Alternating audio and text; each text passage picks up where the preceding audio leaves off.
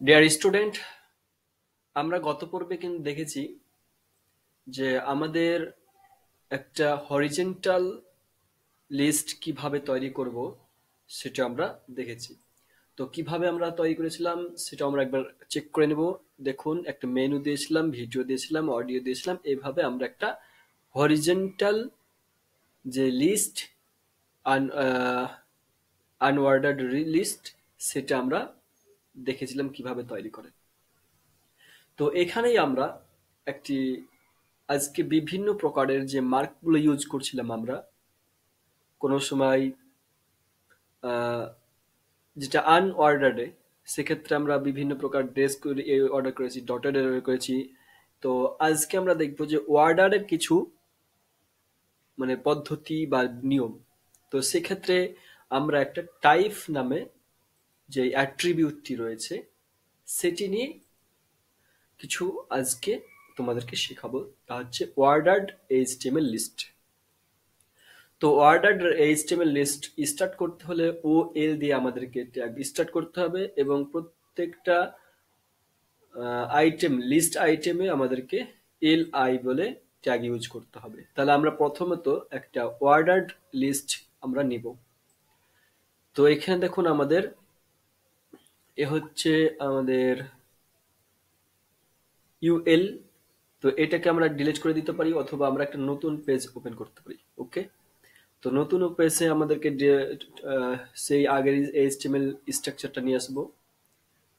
তো এখান থেকে আমরা স্ট্রাকচারটা নিয়ে নিলাম, বা আমরা এইখানেও করতে পারি যে টেস্ট এইচটিএমএল, এটা আমার সেভ করা আছে যেহেতু, তার জন্য আমি এটা থেকে এইটাই করব, এটা থেকেই করব। তাহলে আমরা একটা এরকম যে ও এল নামের যেই ট্যাগ সেটা ইউজ করব প্রথমে, এবং এটাকে অফ করব। দেন এর মধ্যখানে আমরা কিছু আইটেম লিস্ট নিব। আইটেম আইটেম লিস্ট নিতে হলে আমাদেরকে এলআই যেই ট্যাগটি রয়েছে সেটি স্টার্ট করব এবং এটাকে অফ করব। দেন আমরা কি করব, এখানে একটা নাম দিব, যে এখানে নাম দিলাম আমার হোম বলে নাম দিতে পারি, হোম। দেন এটাকে আমরা কপি করে নেব। কপি করে নিয়ে আমি এখানে পেস্ট করে দেব। পেস্ট করার পরে আমি আরো কিছু নাম নিব, লিস্ট নিব। ওকে, এইভাবে আমি সেভ করব। দেন আমরা গুগলে যাব। তো আমরা এইরকম একটি পেজ দেখতে পাচ্ছি, বা এরকম আমরা একটা লিস্ট দেখতে পাচ্ছি। তাই যে এটা হচ্ছে অর্ডার্ড, যেখানে নাম্বার থাকবে। তো এখানে আমরা আরো কিছু অ্যাট্রিবিউট, একটি অ্যাট্রিবিউট ইউজ করে, টাইপ নামে অ্যাট্রিবিউট ইউজ করে আরো পদ্ধতিগুলো আমরা জেনে নেব। তাহলে এখানে ১, ২, ৩, ৪, ৫, ৬ পর্যন্ত গেছে। তো এটাকে আমি এ দিয়ে কি করব, কিভাবে শুরু করব, A B C D E F, এভাবে কিভাবে শুরু করতে যাই।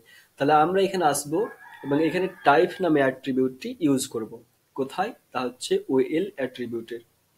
তো ওএল অ্যাট্রিবিউটের টাইপ নামে এটাকে শুরু করব, এবং এর মধ্যে আমরা প্রপার্টি এবং ভ্যালু দিব। তাহলে আমরা টাইপ নামে এটা দিব, টাইপ নামে অ্যাট্রিবিউট ইউজ করব। যদি আমি ১ নাম্বার ২ নাম্বার দিতে চাই, তাহলে আমাদেরকে এটা দিতে হবে, টাইপ ইকুয়াল ডবল কোটেশন, তারপরে আমাদেরকে এ। এটা আমরা কপি করতে পারি বা অথবা আমরা টাইপ করতে পারি। তাহলে আমরা এখানে আসলাম এবং ও এল যেই এলিমেন্টটি রয়েছে বা ট্যাগটি রয়েছে, সেখানে আমরা টাইপ নামে একটি অ্যাট্রিবিউট নিলাম, ইকুয়াল দিলাম, দেন আমরা সেমিকোলন। এর মধ্যে যদি আমি নাম্বার দিই ১, তাহলে আপনি দেখবেন আমার ওয়েব পেজটাতে কেমন ধরনের দেখাচ্ছে। তা হচ্ছে এই যে ১, ২, ৩, ৪, ৫, ৬ এটাই দেখাবে আপনাকে। দেখুন এখানে কোনো প্রকার চেঞ্জ হলো না। ওকে, তার মানে টাইপ ১ লিখলে আপনার ১, ২, ৩, ৪, ৫, ৬, ৭, ৮, ৯ এইভাবেই আপনার ক্রমিক সংখ্যা আসবে বা নাম্বার আসবে। তারপরে যেটা আছে তা হচ্ছে অ্যাট্রিবিউট। অ্যাট্রিবিউট টাইপটা লেখার পরে আপনি যদি এ দিয়ে দেন ক্যাপিটাল লেটারে বা আপার কেসে, আপার কেসে যদি দেন আপনি ক্যাপিটাল লেটার, সেটা আপনার ক্যাপিটাল লেটারে ১, ২, ৩ এ বি সি ডি করে আপনার শো করবে। তাহলে আমরা এই ১ এর জায়গাতে আমরা আপার কেসে এ লিখলাম। দেন আমরা ওয়েব পেজে যাব এবং ওয়েব পেজে গিয়ে রিফ্রেশ করব। দেখবেন ABCDEFG চলে আসলো। ওকে, তো এভাবে এটা ইউজ করা যায়। দেন আমরা তা হচ্ছে যদি আমরা লয়ার কেসে ইউজ করি তাহলে টাইপের জায়গাতে আমরা জাস্ট এটাকে উঠিয়ে লয়ার কেসে আমরা লিখে দেবো বা টাইপ করে দেবো। দেন আমরা ওয়েব পেজে আসবো এবং সেভ করব। সেভ করে দেখবো ABCD লয়ার কেসে চলে আসলো।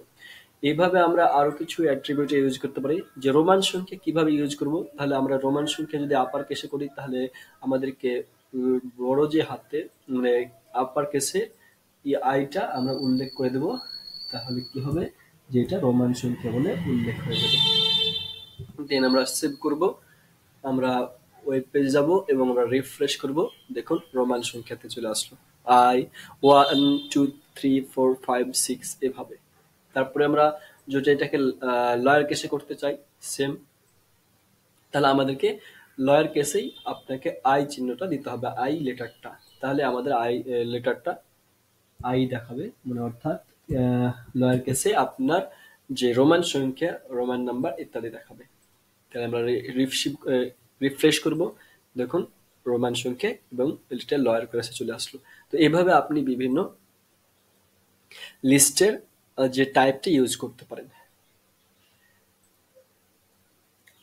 এটা হলো আমাদের আপনার কেস রোমান। তো আমাদের সমস্ত কিছু হলো।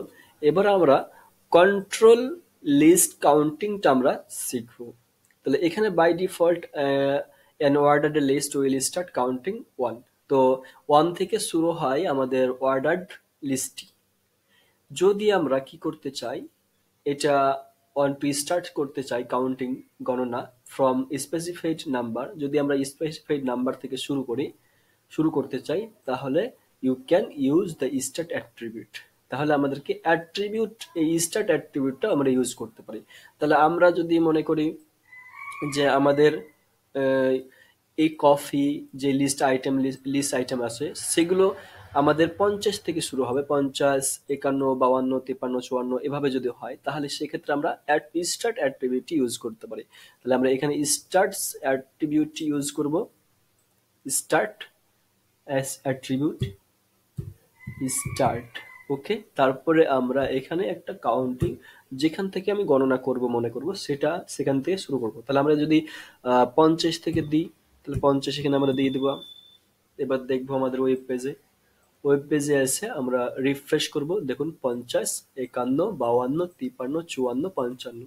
আবার যদি আমরা মনে করি এটাকে 100 পর থেকে গণনা করব তাহলে আমরা 100 দিয়ে দেবো। তারপরে রিফ্রেশ করব আমাদের ওয়েব পেজটাকে। দেন আমাদের 100, 102, 101, 102, 103, 104, 105 এভাবে আমরা টাইপ করতে পারি।